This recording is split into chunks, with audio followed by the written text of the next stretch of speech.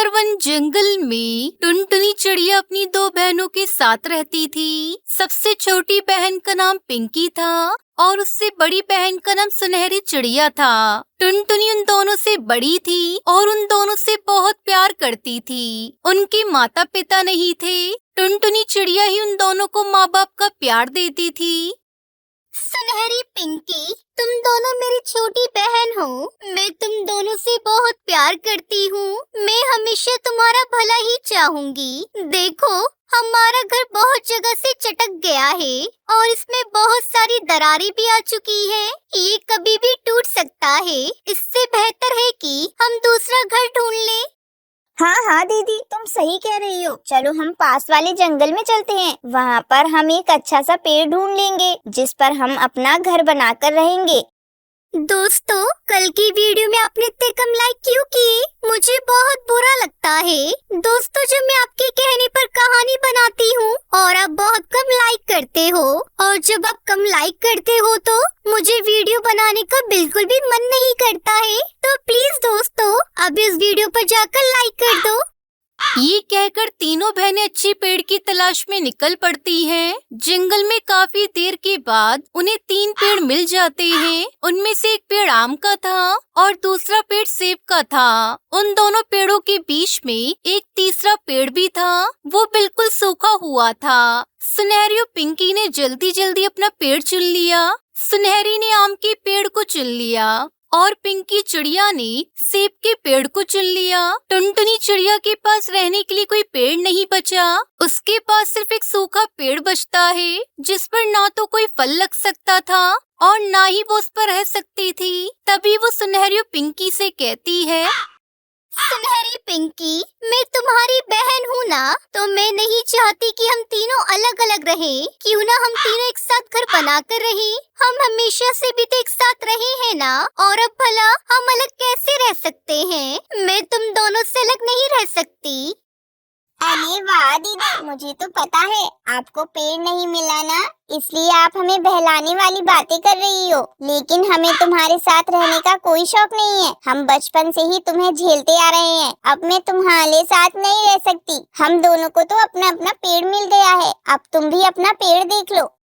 सुनहरी, तुम तो कुछ बोलो। पिंकी तो भी नादान है, तुम तो समझदार हो। तुम तो मुझे अपने साथ रखोगी ना? नहीं नहीं टुनटुनी दीदी, मुझे माफ करना। मैं तुम्हें अपने साथ नहीं रख सकती। मेरे पेड़ पर इतनी जगह नहीं है कि हम दोनों साथ में रह पाएं। तुम अपने लिए दूसरा पेड़ ढूंढ लो। टुनटुनी चिड़िया के पास और कोई रास्ता नहीं होता है, इसलिए वो एक फैसला करती है।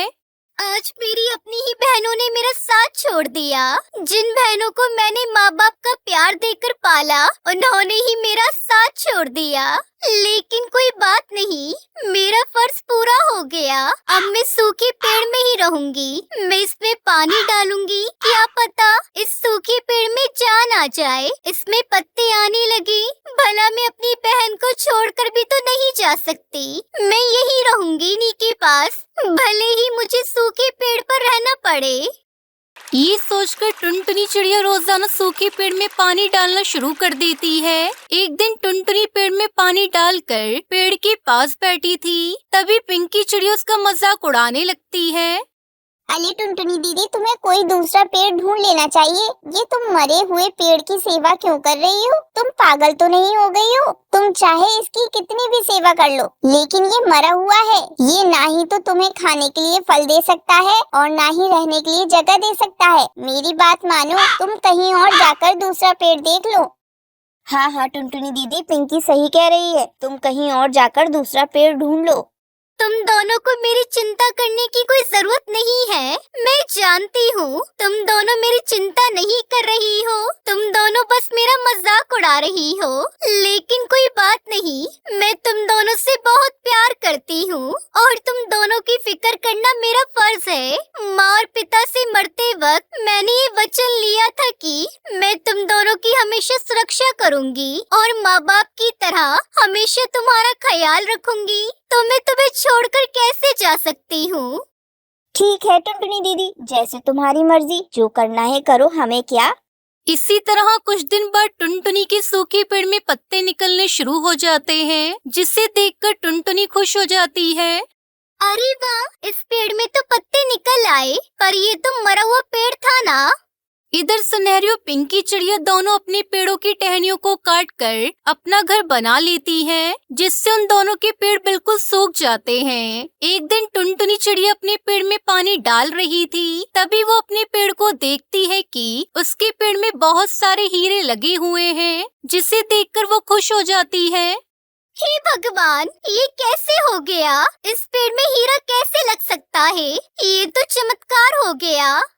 तभी वो पेड़ बोलता है, हाँ टुनटुनी, मेरे पेड़ में हीरा है। मैं एक जादुई पेड़ हूँ। असल में मेरी देखभाल नहीं की गई थी, इसलिए मैं सूख गया था। तुमने मेरी देखभाल करके मुझे फिर से जिंदा कर दिया है। मैं तुम्हारा ये एहसान कभी नहीं भूलूंगा। मेरे ऊपर लगे हुए सारे हीरे तुम्हारे हैं टुनटुनी। अब तुम इन्हें बेचकर एक अच्छी जिंदगी जी सकती हो। टुनटुनी चिड़िया बहुत खुशी से जिंदगी जीने लगी। उसके पास अब सब कुछ था। उधर सुनहरी और पिंकी का घर आंधी में टूट गया था, जिससे वो दोनों बेघर हो गई थी। उनके पास खाने को भी कुछ नहीं बचा था। तभी दोनों टुनटुनी चिड़िया के पास जाती हैं और सुनहरी चिड़िया कहती है, टुनटुनी दीदी, हमें माफ कर दो। हमारी आंखें खुल गई हैं। हम तुमसे माफी मांगने आए हैं। हम दोनों तो माफी के लायक भी नहीं हैं, पर फिर भी हमें माफ कर दो दीदी। तुम्हें अपनी गलती का एहसास हो गया, वही बहुत है। और तुम दोनों तो मेरी बच्चियों की तरह हो।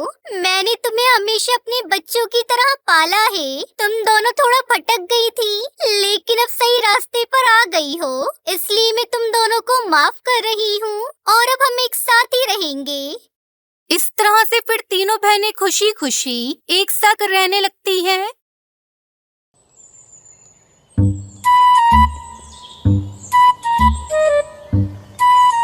टुनटुनी चिड़िया खेत में काम करके घर लौट रही थी। उसने सेब की बगिया देखी और उस तरफ मुड़ गई। बड़े बड़े ताजे सेब देखकर उसकी भूख और बढ़ गई। वो बाग के अंदर चली गई और सेब तोड़ने वाली ही थी कि एक कड़क आवाज ने उसे रोक दिया।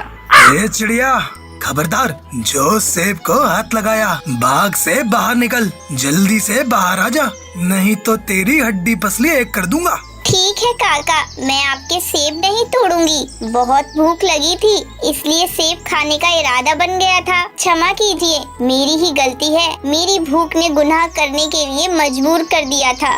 सेब खाना है तो अपनी बगिया का खाओ। काका, मेरा इतना अच्छा कहाँ नसीब। बगिया तो बहुत दूर की बात है। मेरे पास तो एक सेब का पेड़ भी नहीं है। अब जाओ यहाँ से।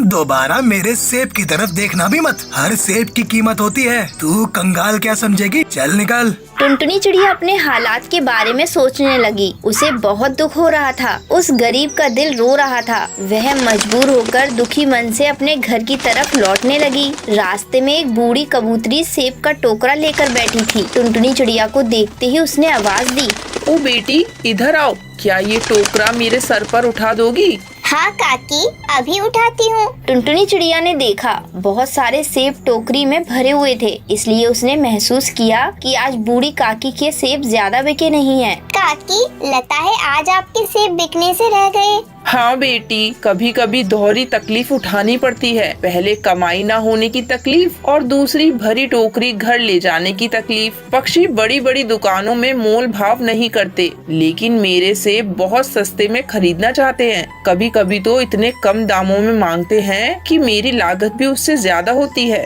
काकी, मैं आपकी दूसरी तकलीफ कम कर सकती हूँ। आपकी ये टोकरी अपने सर पर रखकर आपके घर पहुँचा दूंगी। रहने दो बेटा, मेरे लिए तुम क्यों तकलीफ उठा रही हो? यह रोज की बात है। कभी थोड़ा भारी बोझ, कभी हल्का बोझ रहता है। मैं तो काकी आपका आज का बोझ अपने ही सर पर लेकर चलूंगी। बूढ़ी काकी मना भी नहीं कर सकी और टुनटुनी ने पूरी टोकरी एक लकड़ी गाड़ी पर रखी और दोनों साथ साथ चलने लगी। काकी, अब इस उम्र में इतनी मेहनत का काम क्यों करती हो? बेटी, इस पापी पेट को भरने के लिए कुछ तो करना ही पड़ता है ना। आपके घर में आपके अलावा और कौन कौन है? मैं अकेली रहती हूँ बेटा। एक जवान बेटा था, वह भी भगवान को प्यारा हो गया। अब भगवान से प्रार्थना करती करती हूँ कि मुझे भी जल्दी से अपने पास बुला ले। बूढ़ी काकी के मुंह से ये सुनकर टुनटुनी चिड़िया की आंखें भर आईं।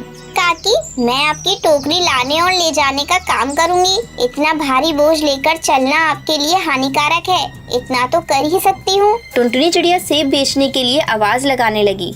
ताजे ताजे मीठे सेब ले लो, चख कर देखो, फिर पैसे दो।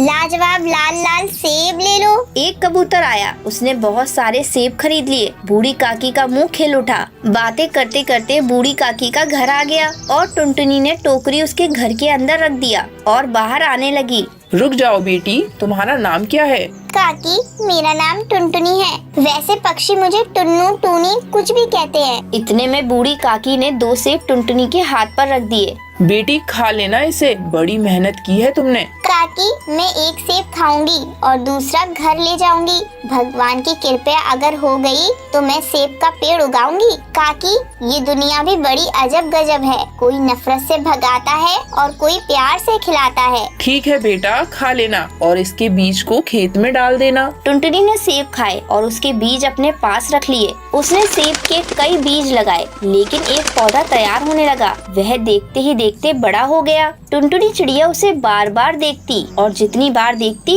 उतना उसे बड़ा लगता। कुछ ही दिनों में वह बड़ा पेड़ बन गया। बड़े बड़े लाल लाल ढेर सारे सेब लटकने लगे। टुनटुनी चिड़िया बड़े बड़े लाल लाल सेब तोड़ने लगी, लेकिन बहुत देर के बाद भी सेब खत्म ही नहीं हो रहे थे। हे भगवान, ये कौन सा जादू है? आपने मुझे सेब का इतना बड़ा भंडार दे दिया है। ये तो बहुत चमत्कारी जादुई सेब का पेड़ है। मैंने जितने तोड़े, भगवान ने उतने सेब फिर से जोड़े।